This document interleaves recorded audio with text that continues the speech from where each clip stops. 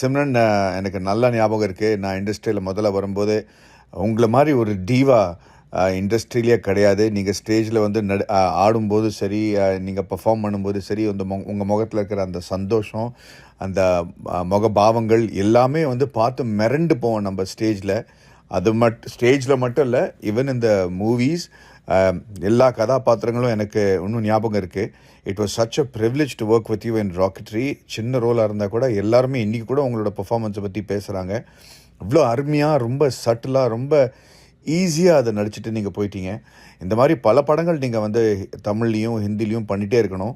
தமிழில் இருக்கிற மக்கள் வந்து உங்களை இன்றைக்கி கூட பயங்கரமாக வெறித்தனமாக வந்து எதிர்பார்க்குறாங்க, தியேட்டரில் வருவீங்க அப்படின்ட்டு.